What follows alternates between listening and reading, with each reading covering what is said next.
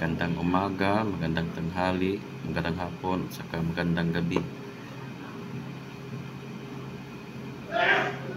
Itong 1 piso na malaki ay talagang common coins lang talaga ito, Lods. Marami kasing nagbablog nito na mahal na daw ito, 100k, 200k, 300 or mahigit 1,000,000.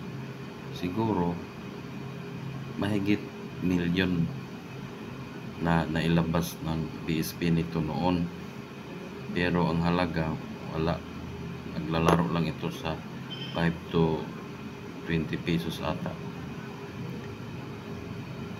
Kung totoo yun, sana mayaman ako dahil mahigit 80 piraso ang mayroon ako nito.